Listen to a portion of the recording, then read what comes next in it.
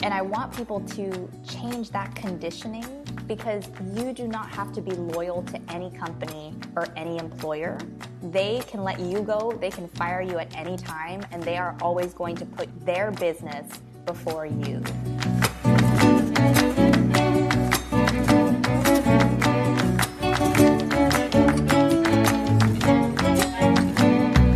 Welcome to Latinx Can, a podcast showcasing Latinx professionals who turn their dreams into realities.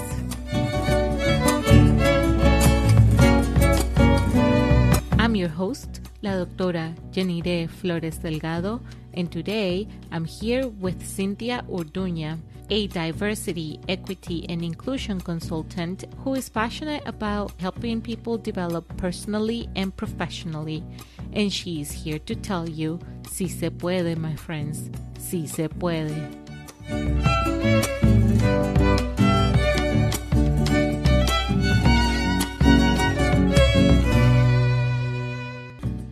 Cynthia Orduña, welcome to Latinx Can. Yes, thank you so much for having me, Dr. J. Flo. I'm so excited to be here. And the pleasure is ours. I'm excited about, all the things that you have to contribute to our audience. I think this is going to be a great episode. So let's start by talking a little bit about you and where your story begins. Yeah, so I am Mexican-American. On my mom's side of the family, my grandparents originally came here from Mexico. And on my dad's side of the family, I believe it was either my great-grandparents or my great-great-grandparents that came to the U.S. from Mexico. But I was born in Santa Monica and raised in West LA. So I've definitely grown up very Americanized, but Spanish was my first language. But my dad's side of the family doesn't speak Spanish. So on the small occasions that they would take care of me as a child, they had no idea what I was saying. And one day my grandmother said I came home saying hi and hello. And I'm assuming I started to pick up English in order to understand them, but I became bilingual at a very young age, just specifically for that reason. And so Spanish was your first language because your grandparents were taking care of you when you were little? Yes, because my grandparents took care of me when I was younger. My mom, for the most part, took care of me, but while she was at work, she had the help of my grandparents. So the household was 100% Spanish at the time. And then once I learned English, we did half and half. How was that growing up in LA? You mentioned earlier, you grew up very Americanized to a certain degree, but also Spanish was your first language. And I think this is the dichotomy of being, I guess, mixed race in the United States, in which you have to navigate those two, especially when you're born here. Yeah, so by the time I actually went to school, I was fully bilingual. So I didn't speak Spanish at school, and my teachers were actually surprised that when my grandparents would come pick me up that I spoke Spanish because I spoke English so well. So my mom and my grandparents did a very good job of making sure that I wasn't confusing the languages and that I knew when to speak English and when to speak Spanish so that we could have good communication and that I could have the education that I needed, especially growing up in the U.S. So for me, it wasn't very difficult. And because I had learned English so young, it's actually become, English is my primary language. I think in English. They say your primary language is the language you think in or the language you count in. And so it actually became very opposite very soon in the sense where I would say my Spanish is definitely not as strong as it once was. And I've lost more of it as time goes on because I don't use it outside of my family unless something happens at work or outside in the world, but that doesn't happen very often. Yeah, and I've lost a lot of my Spanish as well, but that's because you don't use it as much. I speak it at home because my husband also speaks Spanish, but we also use English a lot. Like so much. It's just like at the beginning, I used to be very strict in that I couldn't use Spanglish and I needed to speak the two languages very separate. And now it's just part of who we are. And I can deny that part of the culture that I have developed here. And it's fluid. Culture is always fluid. There's always changes. And I've just become more aware of that and be more forgiven. Forgive myself for that. Well, so then you grew up in LA. At some point, you complete high school and you pursue a Bachelor's of Arts with an emphasis in multimedia at Loyola Marymount University. As a Mexican American, even though your family has been here for generations, it can be hard to understand what are your options and maybe where even to find the financial aid to go to college. Mm-hmm. How do you find about the opportunities that you have and how do you fund your education? Yeah, so education has always been important to both of my parents. My mom never got her bachelor's degree, but my dad did. And ever since I can remember, even before high school, I was told I have to go to college. There wasn't a discussion about it. It was just a fact that I'm going to go to a university. Mm-hmm. So I chose LMU because of the proximity to my family. And it was only 15 to 30 minutes away. But I know for some people that's not enough. It's not far away enough to be from your family. But for me, family is really important and I like to be close by. So I found out about LMU just by researching universities within Los Angeles. And my mom and I went on a tour of the campus. And it did not take me very long to completely fall in love with the school, with the environment. And I decided that that was the only university I wanted to go to. So I only applied to one. I did not apply to any other school. And it is a private university. It is very expensive. Unfortunately, I didn't get any scholarships. I'm not really the person to ask in terms of financial aid because I put it all on loans. Oh, wow. And my mom took a lot of the loans for me because she, wanted to make that sacrifice. And she said, I don't want you to indebt yourself and I don't want you to have that burden. So I'm going to take that for you. And that was, I think, just another example of the values of coming from a Mexican heritage where no matter what, your parents are always sacrificing something for you. And I think it manifests itself in different ways, but that was a really big thing that she did for me. Yeah, absolutely. It's part of that desire that our families have of providing a better environment for you to succeed. Even though your family has been here for a few generations, somebody came from Mexico and looking for new and better opportunities. And I think that gets passed on from generation to generation. Yeah, absolutely. So it's something that I really admire, and I thank my mom for it. And we're still paying for it now, but I would say it was a really amazing experience, and I wouldn't trade that experience for anything. So after graduating from Loyola Marymount University, you began your professional career working in the tech industry, but now you work as a diversity, equity, and inclusion consultant. Tell us a little bit more about what inspired you to get into this field. Yeah, so my background is in human resources, recruitment, and talent development. And I actually began looking into systems of inequality around 6 years ago when I started working in human resources. And I filled out the EEOC report for the company because I worked in HR. And I realized I was the only Latina working in the organization in a non-janitorial capacity. Yeah. And 80% of their employees were white males. So not too long after that, when I transferred into tech and recruitment, I was excited, but I also realized that once again, I'm in a place where no one looks like me. And there wasn't a lot of representation. I was constantly looking for communities that I could connect with. And I also realized that I was very important in my new role because I had the opportunity to give people an interview to enter the tech industry. Yeah. So I started working on, creating a diverse pipeline and talking to CEOs and VPs of recruitment and hiring managers to get them to see that people are qualified for these jobs, even if they didn't look like the perfect candidate, which does not exist. As much as people like to say that they do, they don't.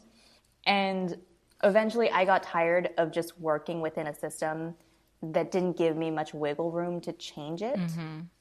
So I transferred into DEI, which is about redesigning those systems and making them more equitable and inclusive with organizations that actually care and want to put in the work. So that's how that transition happened. And it actually ended up that my entire background is almost what I needed to enter into this field, because you have to have the knowledge of what's currently in place in order to make those, recommendations to make it more equitable. Tell us a little bit more about what does it mean to be a diversity, equity, and inclusion consultant? It's definitely different based off of whether you're an external consultant or an internal DEI official person within a company. So if you're working in DEI at Google versus if you're working in DEI at a specific consulting firm. So from an exterior perspective, which is what I do, at our specific firm, we do an audit process. So we look into a company's processes, everything from recruiting to talent development to social events to company culture to promotion processes to salaries. We look into all of those processes and see where are the places where this company is doing well and where are the places where this company needs improvement. So we go through this entire audit process. We also do interviews with employees at the company to see what's actually going on. And we also hold open houses so that people can talk about anonymously what is happening at the company and how they actually feel about the company's response to everything that has happened this past year. And once we do that entire process, then we create what we call a DEI roadmap. And that's the roadmap where we say, okay, great, here are all the areas that you're going to need improvement. Here are suggestions on how you can design those processes to be more equitable and inclusive. And then here's the roadmap for how long it's going to take to implement all of these changes, in addition to workshops that we recommend based off of the data that we received. So if we're receiving a lot of information about managers not necessarily knowing how to give feedback, we're going to give manager training. Or if we're hearing, specific microaggressions, maybe there's racism going on within the company, we do give anti-racism and unconscious bias workshops. So it's going to be dependent on what we find, where we also say, okay, here are the areas where there are a couple of trainings that we suggest you go through as well. And so for a number of years now, corporate America has been making an effort to hire professionals from diverse backgrounds, including Latinx professionals. So from your point of view as an external consultant to companies that are implementing these practices, what is the motivation that leads them to actively recruit diverse talent? I would say the beginning of this true eruption and interest has to be traced back to the murder of George Floyd, where, like you mentioned earlier, companies were initially under a lot of pressure to respond, both externally and internally. And it became very obvious that racism and lack of diversity wasn't something that could continue to be ignored.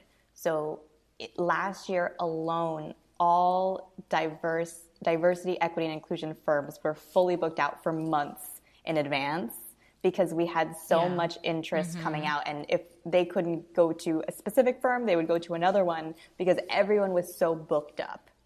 So I think because it stirred such a large movement and response, if companies didn't hop on the bandwagon, they were going to lose customers, they were going to lose revenue, and they were going to lose employees.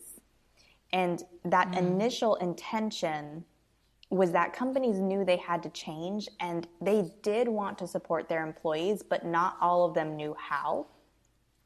And so as we go on this journey with them, we do have to educate them about how having a diverse employee population creates more revenue, creates more innovation, and it makes a lot of business sense to recruit and retain a diverse set of people. But they didn't initially come in with those thoughts. It was more about what is our response? How do we help our employees? We don't know what to do. We want that guidance. We want to show people that we're being supportive, both internally at the company and externally, to let people know that we're here and we're listening and we're paying attention, but we need some guidance. So in terms of whether or not it's genuine, I think it is genuine for certain companies, but I do think the initial reaction came from that one event.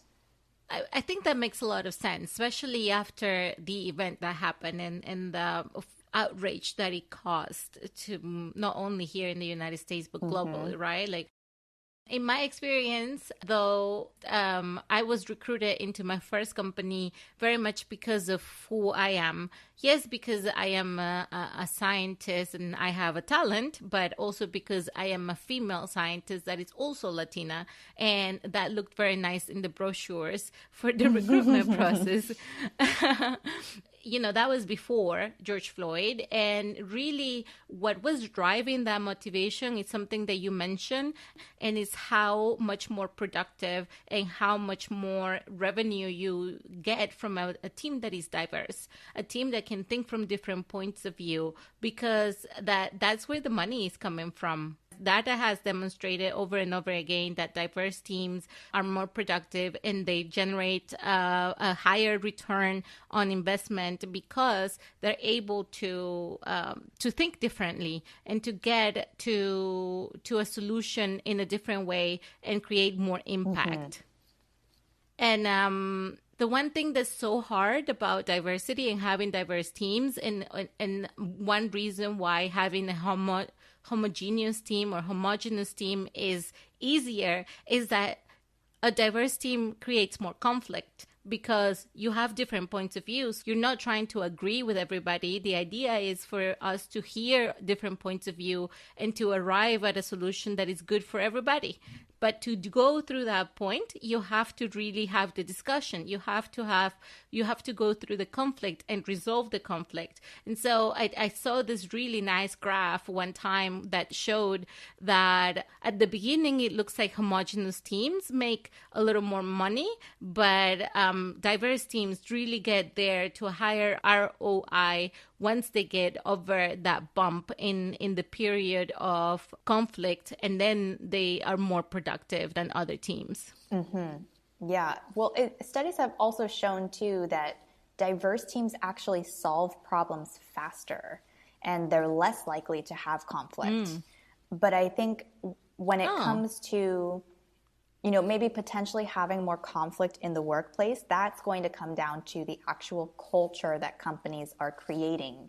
Because if you're bringing in people who are not open to different ideas, if you're bringing in people who may not have the same values and respect different cultural identities, race, ethnicities, then you're going to have more conflict because you haven't created an environment that's safe for people to speak and say what they're feeling and give their opinions.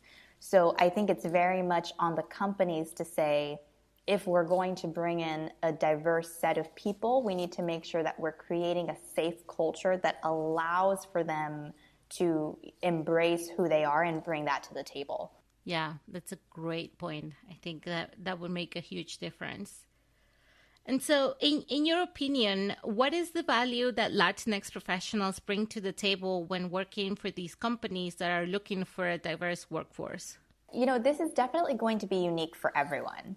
But products are only as inclusive as the people making them. And that's what I always really want to emphasize is, a few things that Latinx people bring to the table are definitely an understanding of maybe specific customers and demographics. And that could help with marketing for specific areas. It could help with customer service for specific areas. It could help in creating a product if you're targeting, again, a specific demographic, whether that's in the US or in Latin America, again, depending on where this person is from and their cultural background. But also being bilingual or knowing more than one language is something that isn't very common in the US. So that in itself is also a value add, to speak different languages, to be able to communicate with a larger audience, or maybe to communicate with clients that have offices in different countries. You now have someone on your team that can offer that, and you won't be able to say, oh, we only speak English, we can't do this. So I think, even if you come from, let's just say, a family of immigrants, people from other cultures can relate to that story too. So it's not even just limited to people of your own culture. It's a lot of times people of different cultures have a lot of similarities. And so you're opening up just this broader network. But overall, I would have people ask themselves, really, what is unique about them? What are the things that they're really good at work, and define what that is, whether it's personal or professional. So maybe you're really good at managing a team and finding solutions because you grew up in a large family with many siblings, many cousins, and you constantly had to take care of them. So there is so much in your personal life that transfers over into the workplace, but we have to pay attention to what those skills are first. And I think that includes your culture, and that just also includes the way you grew up. Absolutely. And one thing that I can identify with that you mentioned is that just by the mere fact of coming from a family that is different from the majority or the environment that you encounter at work, you're able to see things from a different point of view, which is so important. I've been in situations when I'm the only Latina, but I'm in a group of people who are international people, and we didn't speak English as a first language, all of us. I'm very much aware of how hard it is to learn to speak English and to try to formulate your thoughts in a different language, and how brain draining that is. And so when I meet somebody who doesn't speak English well, I make that extra effort to tune in so that I can understand them a little better. So the effort doesn't come from only one person. It comes from both of us. And I think that's the point of inclusion, right? It's not just about having different people at the table. It's about making the effort to actually include them and to understand where they're coming from so that we can all benefit from it. Yeah, and it's really crazy too how many connections we have with people that are outside of our own community, you know, and the different ways that we can connect with people. Like a lot of times, you know, rice is a very big thing. I love rice. I love Mexican rice. And the amount of times that I have connected with people of different cultures where we're just talking about our love of rice and our different dishes is something that we can connect on, and we can talk about how our grandmas made these specific dishes and they taught us how to make this, or every Christmas or, you know, every different holiday, we have these specific dishes that come out, but we don't eat them throughout the year. And just in that sense, you create a sense of community, and it's just food, right? It's so simple. It's just talking about food, but there are so many aspects of how we grow up that connect us to other people. And a lot of times that's not found with white people, right? That's found with people of different cultures and races and ethnicities. But it can be so simple, and I think people don't understand that. Yeah, it's really funny. You mentioned rice. Yesterday, we were watching a video about Latinx people who are mixed with other cultures. And this one girl was saying, being Latinx and Asian, it's great because it means I can eat double the rice. Yeah. I love rice so much. And I've always said, if you go to different countries and you're hesitant to try the food, you can always eat the rice because every culture has a different rice dish, and it's amazing. That's a great advice, actually. Now, a growing number of Latinx professionals in the U.S. come from humble backgrounds and families that have never worked in professional fields. Therefore, we don't always have the luxury to choose the type of company that we want to work for or have a job that is fulfilling. You know, nowadays in the media, we hear about this all the time, you know, have a fulfilling job or choose the company that you want to work for. But when I graduated from grad school and I was looking for jobs, I did not have the luxury of choosing the company I wanted to work for. I really needed a job and I needed to pay the bills. So what is your advice to people who are trying to find a balance between paying the bills and having a purposeful job? Yeah, I love that you brought this up because I don't think that people talk about this enough. It's always about get your dream job, get into this amazing place, find your purpose. And you're like, okay, but that's not my reality. That's not my life. That's not easy for me to do. So when it comes to paying the bills, I first want to talk about mindset. I would say never be afraid to take whatever job you need to survive. And then the most important takeaway is never be afraid to leave that job for something better. So a lot of times in the Latinx community, you're told, find a good job that pays the bills and stick to that job. Don't speak up too much. Don't question the status quo. Just do the work and keep your head down. Yeah. And I want people to change that conditioning, because you do not have to be loyal to any company or any employer. They can let you go. They can fire you at any time, and they are always going to put their business before you. So you have to make sure you're looking out for your best interest. And while you're working, while you're using that job to pay the bills, use that time to understand what you actually want in a job. Yeah. So ask yourself, is it just a higher salary that you're looking for? Are you looking for a good work-life balance? Or do you want a company that values DEI? So take that time, that extra time that you have, to write down what it is that you're looking for, and research companies online that fit your criteria. And when you're interviewing, ask them questions that give you insight if they're practicing what they're preaching online.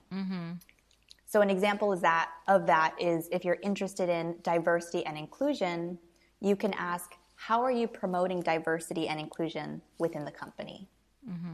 Or if you're passionate about mental and physical health, especially within this past year, you can ask, what was the company's response and plan for COVID-19, and how did you support your employees during that time? And you'll find that their answers will give you the information you need to know to see if this company is the right fit for you. So I think the answer in general is take the job that you need, survive, but utilize that time that you have to say, what do I actually want? Define your values and use that time to look for it. Because if your job is paying the bills, you have a little bit of extra wiggle room to say, I can be picky on the next company that I want. And I can really use this time to define what I think my dream job is, or what I think my purpose is. That's amazing advice, and thank you so much for sharing that with us.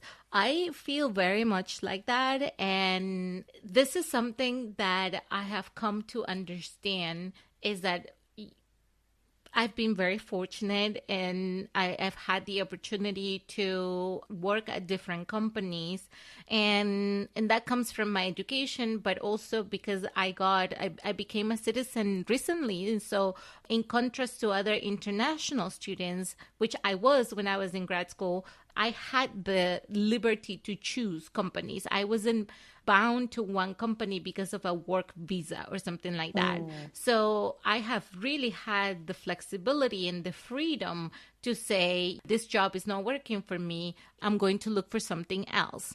And like you said, it's having that mindset in which I was hired in this job because I am good at what I do, and because I'm able to give back to the company, because I bring value to the company. And so, yes, they're paying me, but they're also paying me to do a job that I'm good at. And other companies will do the same. Other companies are also looking for somebody who has talents and who has skills and who's willing to bring back value to the company, right? So it's the two-way relationship that I didn't understand when I started working, but I understand now, in that I come in, I give back to my employer, and I bring value to the position that I'm in. And, once I've done that, once I've given back to my company, if the relationship continues to be good for both of us, then we will continue to work together. But if that doesn't work anymore, then I'm at a liberty to look for something else, to find something that I like, that it will be better. And like you said, nothing binds me to that company, because when a reorganization comes, they're not going to be loyal to you. And that was hard to understand when I first got a job. Yeah, it's hard. It's hard because you want to believe that, especially if you have a good relationship at work, you feel like this is your work family. You feel like you've dedicated a lot of yourself to this company most of the time. You've done a lot of work for them, and it feels terrible to be laid off and underappreciated and undervalued. But at the end of the day, hands down, there has not been a company that I can say wouldn't put themselves first. So we have to put ourselves first too, and understand, our relationship, it may be good right now, but I understand that at the end of the day, you're going to do what's best for you. And at the end of the day, I'm going to do what's best for me. And that's okay. Yeah. And the other thing that you mentioned that I also relate to is, if you want to find a purposeful job, but you might not be in a position where you can be picky about the next job for whatever reason, then another thing that can be done is that you find purpose outside of your job. That you do something else that brings you that community and that brings you that purpose that you're looking for, but it doesn't necessarily have to be at work. And so that way you find a balance in your life and you don't tie your worth to the type of job that you do. Because I think especially here in the US, we are under pressure to really value ourselves for the type of job that we do and not for the people who we actually are. Yes. And it's a very interesting dynamic that happens within the US where you can go up to people and one of the first questions that they ask you is, what do you do? Yeah. That's the way you're defined here. And if you go to Europe, that's an offensive question to ask somebody. That is an insulting question to ask because that is not how they define themselves. It is not by their job. And it's very interesting here how we do tie a lot of our identity and our worth to what we do and how much we're being paid. So I definitely think people need to explore if they do want to have that purposeful job, or if a job to you is just a job and maybe you can get paid a very good salary and you can have a nice time, but your purpose is outside of that. And I think it's okay for people to choose either one. For some people, they love what they do. It is part of them. It is part of things that they enjoy. And for other people, they enjoy things outside of that have nothing to do with it.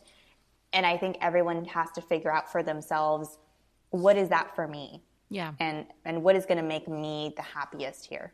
Absolutely. I think absolutely we should all invest some time into trying to understand that balance. Mm-hmm.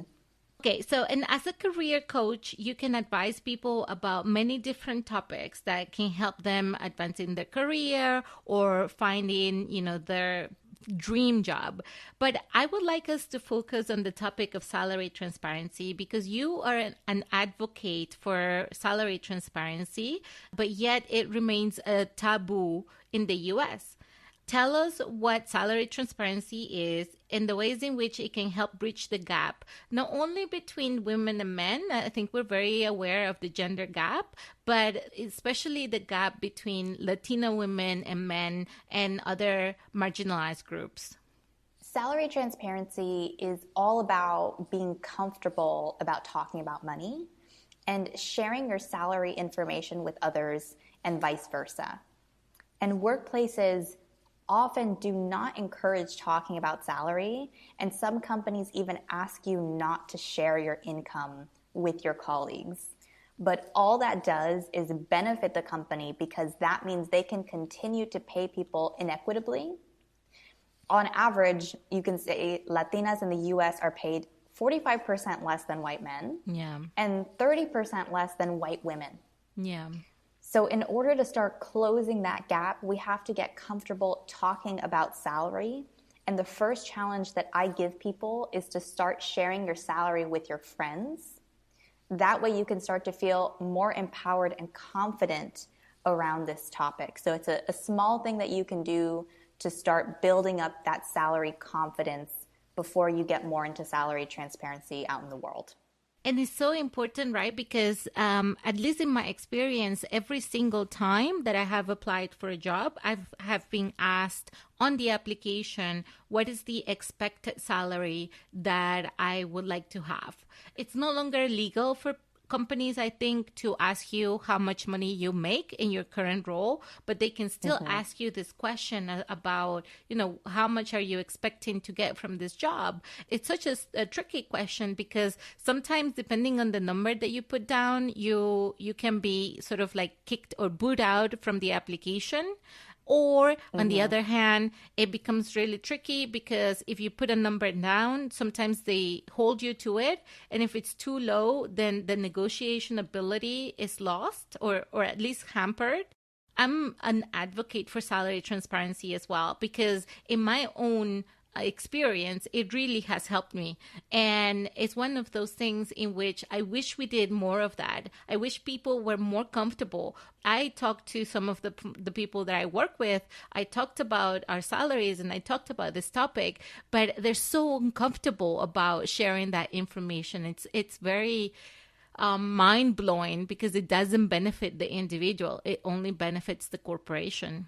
Yeah, and what's really interesting about that too, well, one, when it comes from a corporation perspective, it's a form of oppression, right? Like we just mentioned, it's a form of keeping people down, because if you don't know that I'm paying you 50% less than everyone on this team, I can continue to pay you that and I can save money.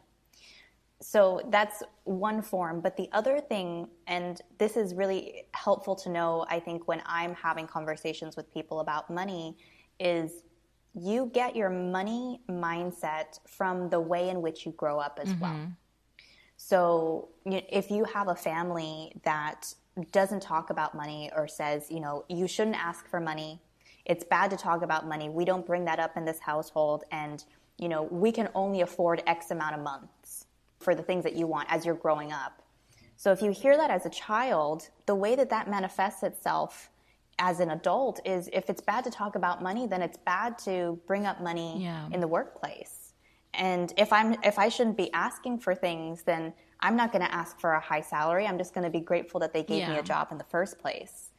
So a lot of times the hesitation that people have isn't always just because companies are making people stay silent. It's also because of the way in which they were raised, and whatever money stories they were given as a child ends up manifesting itself as an adult. And so it makes it a little bit harder to unlock that. So what I've liked to do, especially as I, started speaking to my friends, especially after college, is when we were talking about our new jobs and we were excited, I would always bring up my salary first and allow myself to just put it on the table, because psychologically people feel more comfortable when you have shown that level of vulnerability first and you've shown them that it's a safe place. So I would say not every time.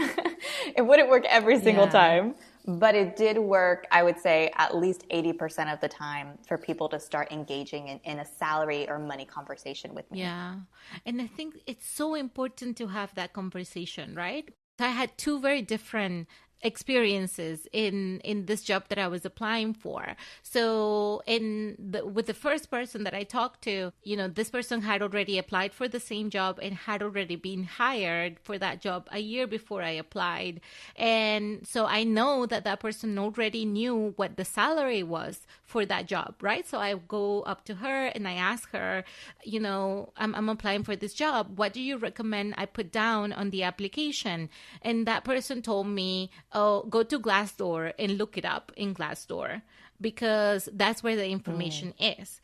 But I wish that she had been open, because I knew she already knew, right? Like I knew she knows exactly how much that job pays. So that was the first one, and I was disappointed. But thankfully, I had other people that I knew that also had applied for the same job. And so I armed myself with courage and I went to talk to them and I asked them the same question, what do you recommend I write down? And that person told me openly exactly how much she had been offered in the job that she got, which is exactly the same job that I was applying for. And I'm so grateful for that experience, because it gave me the example of this is how we can support each other. And this was a white woman, it was somebody that was in a position of privilege over me in a certain, she had more information that I had, and she was open to share it with me. And that was so important, because that allowed me then to be in a position in which when I got my offer and when I got my salary offer, I was able to negotiate, because I was in a position where the number that I put down was an unrealistic number that didn't hamper my negotiation ability. And from that experience, I learned to really be open about this and to support other people as much as I can in order to lift each other up. Exactly. And a lot of people ask about allyship, right? Especially, since this past year happened, is how can I support other communities? How can I be more understanding? How can I see my bias. And a small thing that you can do is if someone were to ask you what your salary is to actually give it away. Yeah.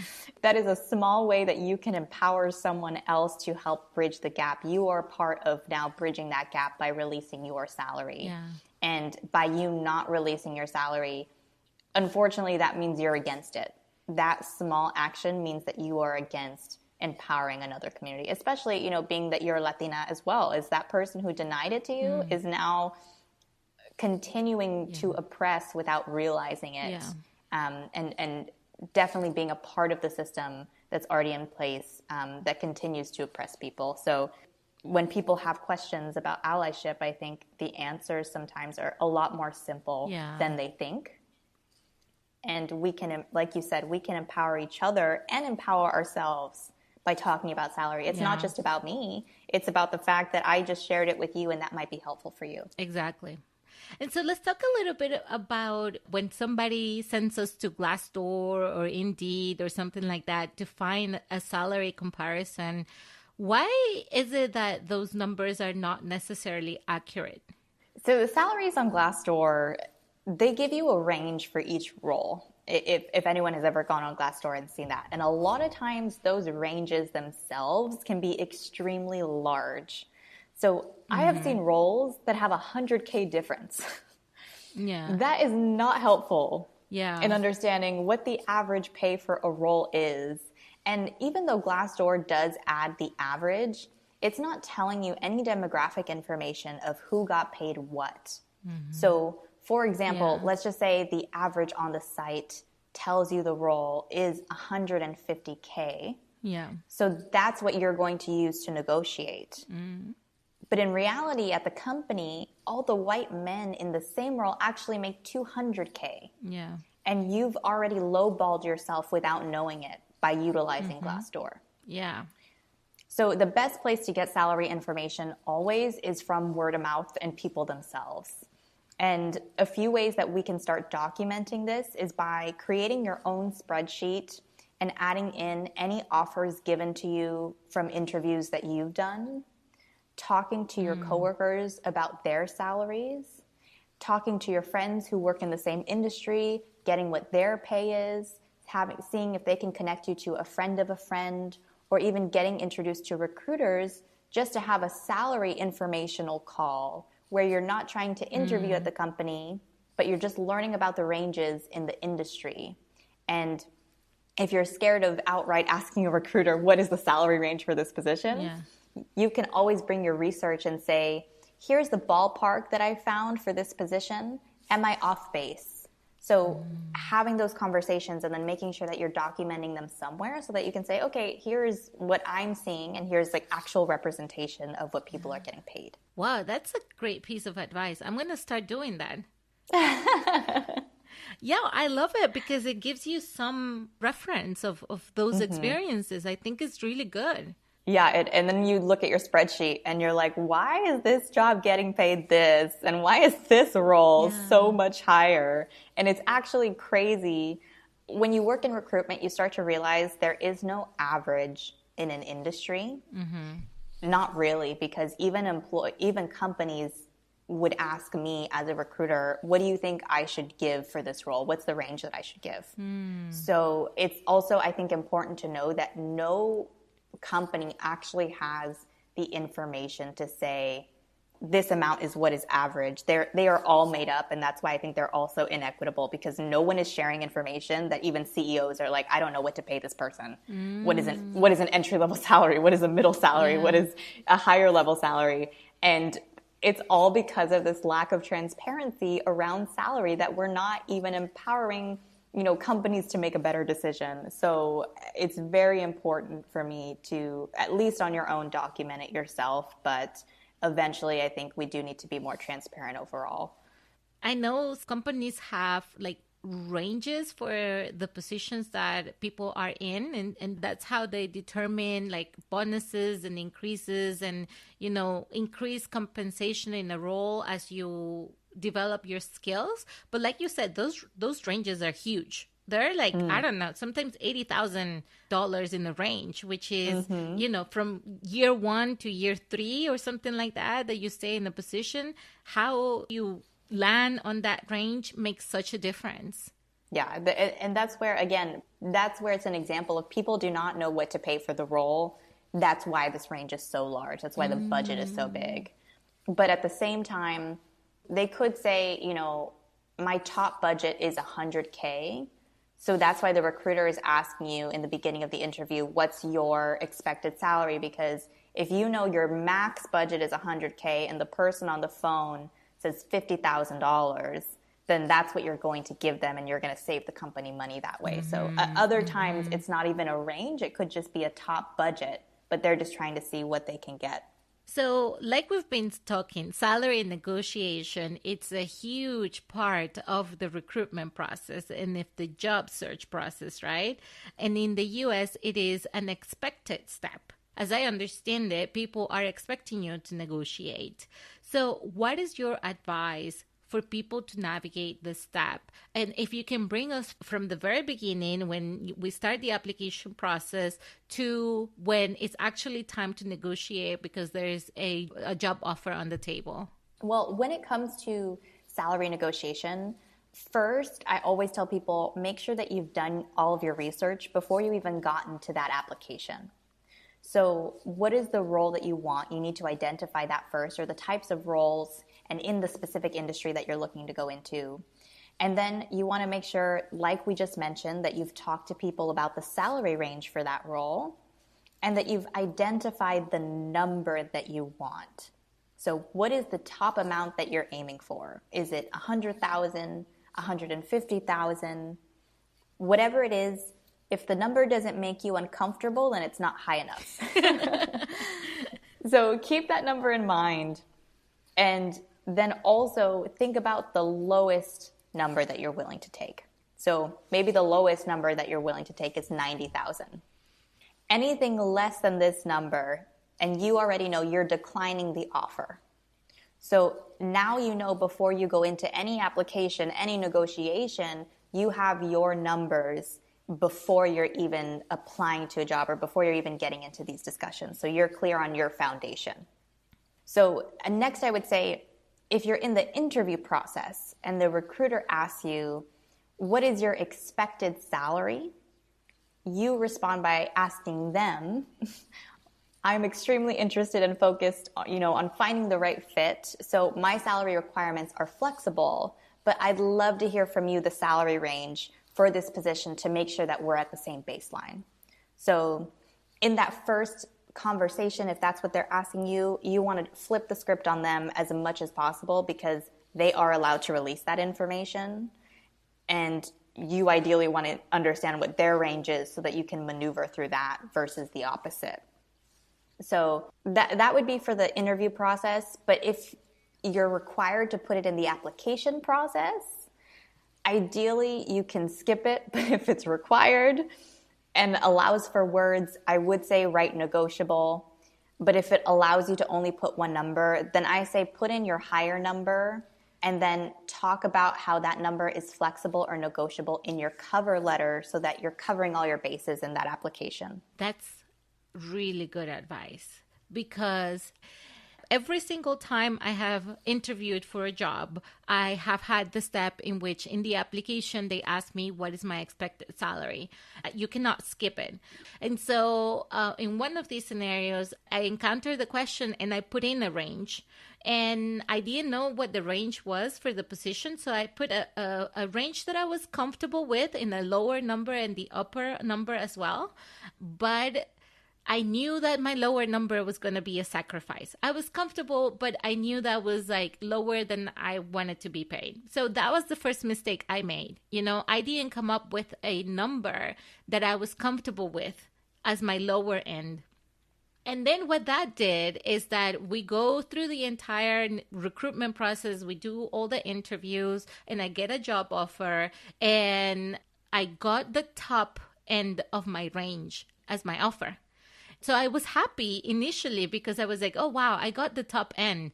But then I was like, if they gave me the top end, like I lowballed myself. it was too low, and then I went in and I said, well, I'm going to negotiate. And so I was very grateful and I said, this is great. And so I found ways in which I could negotiate.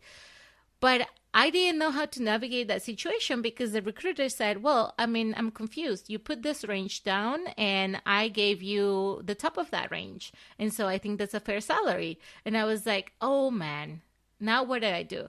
This wasn't my first time negotiating, but I put myself in a place where I was bound and I didn't know how to get out of it. So I'm glad that they gave me a salary that I thought was going to be my highest expectation, but now I know that I lowballed myself. Yes, and that's what we want to veer away from, is hopefully not lowballing ourselves. And that, again, all power comes from information. And the companies have a lot of information. So we need to make sure that we're doing the same thing as well. And when it comes to specifically, white people or even white men, I've heard instances where they're constantly sharing information with each other because they're constantly telling each other, what is the salary? What is the secret? How do you get ahead here? And we're not part of those conversations because we're not part of that specific group.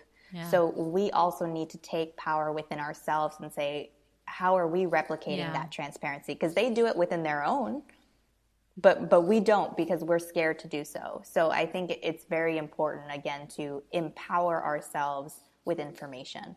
Yeah, I think that's something that we need to do as a community, really try to help each other out because there's nobody else coming in helping us. It's going to be between us and sharing that experience. Mm-hmm. You mentioned when the recruiter asks you what salary you're expecting during an interview, maybe it's the phone screening interview, you should try and switch it and make sure that you flip that information so that you're not at a disadvantage. What are the tricks that people need to know for how to navigate that negotiation? At what step of the interview do you talk about money? And what are the ways in which they can negotiate for a better salary? If you are asked in that first interview process, you do want to flip the script, and more often than not, they will most likely give you the range that they already have. But if they don't, that's where the research came in. What we just talked about is, okay, well, if they don't have a range to give you, then you can give them that top number. And again, tell them that it's flexible because you're looking for a company and culture that's the right fit. And you're absolutely more than happy to negotiate that in the future once you've learned more about the company and the culture and the position, right? So you really want to emphasize that I'm really looking for the right fit, and that it's not necessarily about the money per se. But let's just say we're in a scenario where you said, when do you bring up money, right? If the recruiter doesn't bring up money in the first call, I would say depending on where you're at in your career, is you do want to ask the recruiter, what is the expected salary range for this position in that first call all the way at the end? Because you want to make sure that you're not wasting your time and you're not wasting their time. Because if you go through a 5-step interview process and it's $10,000 or less what you're actually looking for and you're not willing to take it, everyone has wasted time and they've also wasted money just going through that as well. So if the recruiter doesn't bring it up in the first call, I would ask them at the end what the salary range is for the position so that you can get an understanding. And if it is not in your range, then you can say, given my experience, my current salary, my location, I wouldn't be able to take anything less than, what I'm already making, or I wouldn't be able to take anything less than whatever number you want to give.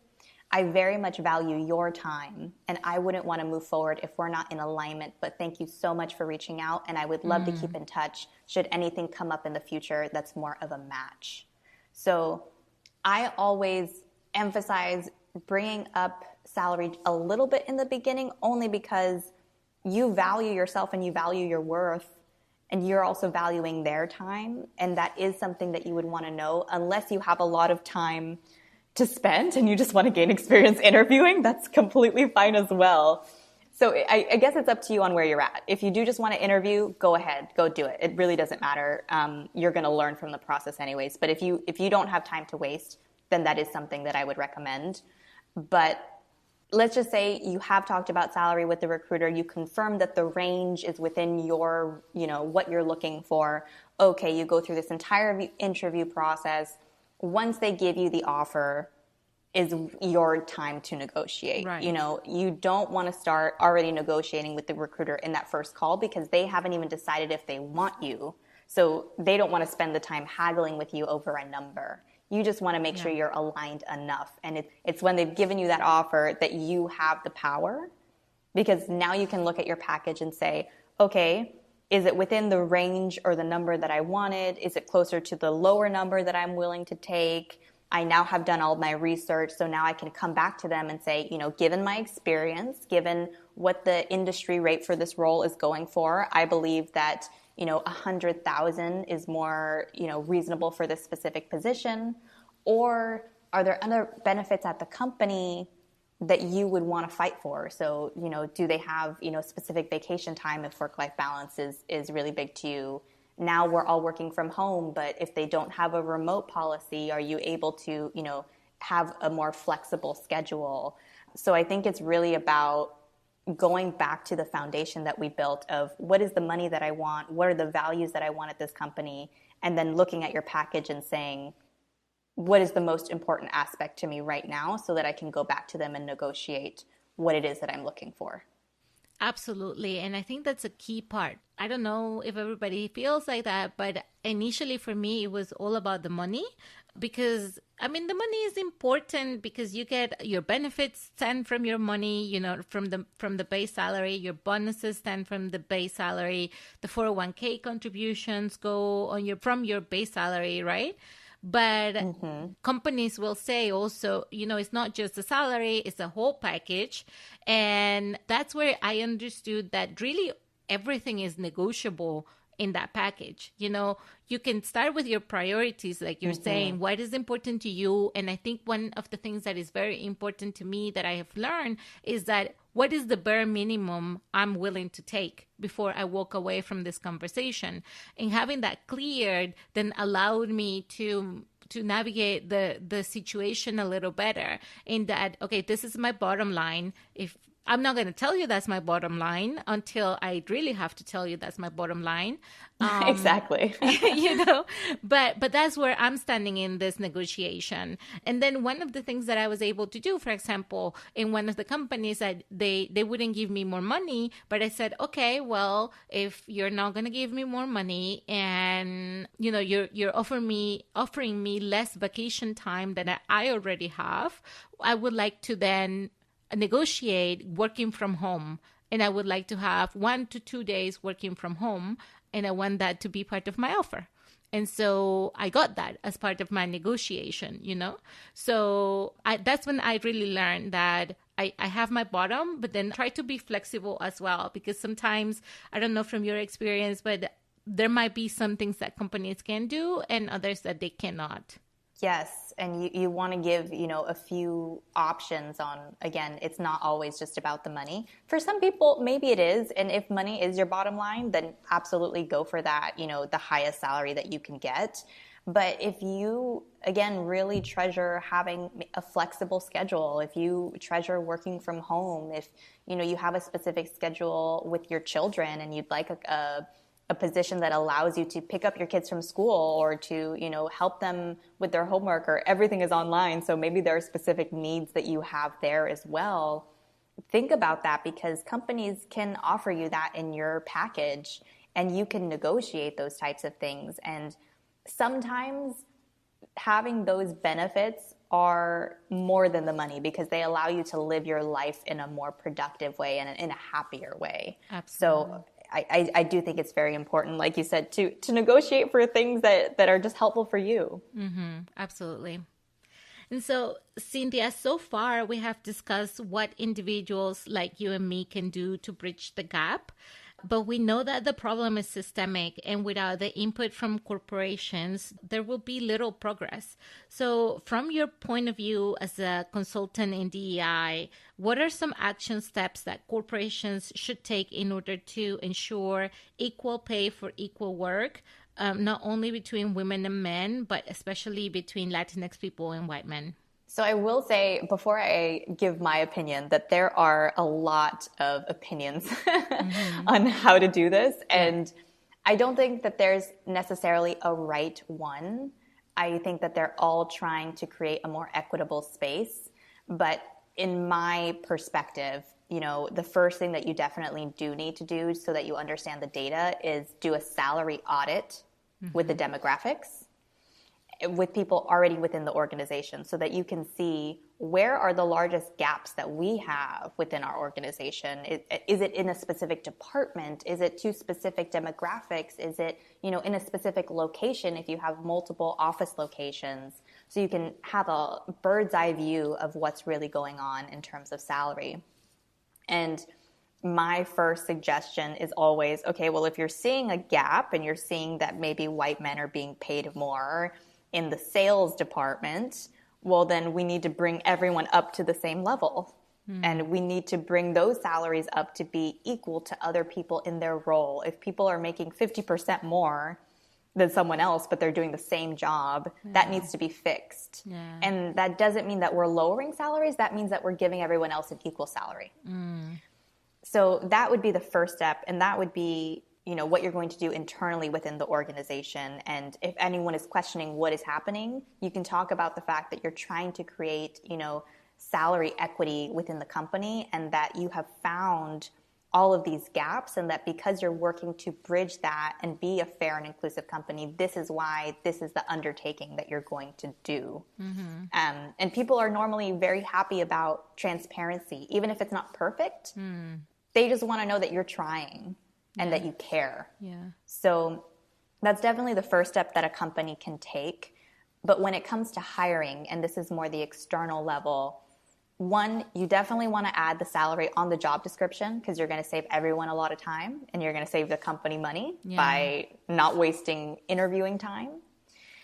And I personally am a big fan of no negotiation and having one pay for the role.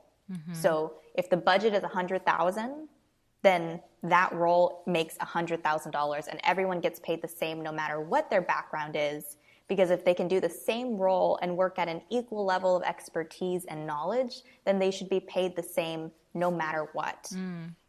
So, for me, it's about paying everyone equally for the work that they're doing, not necessarily because someone decided that they want to negotiate and the other person didn't. Or, maybe even someone has a little bit more experience, but if they're working at the same level, does that really make sense to pay someone more if another person who maybe didn't even have an opportunity to get their bachelor's degree or to get their master's degree, it doesn't make sense to pay them less if they can do the job equally as well and if they're doing the same role. So it's never, to me, about lowering salaries. It's always about bringing everybody up. Thank you so much, Cynthia, for all this great advice that you've shared with our listeners.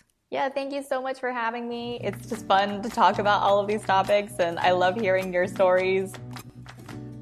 Thank you for listening to this podcast. And if you want to put a face to the voices you just heard, you can follow us on Instagram at LatinxCan.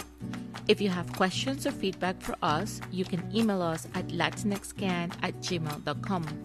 And if you like this episode, please leave a review. It is the quickest way to grow as a community. Once again, thank you for listening, and remember, unidos somos más.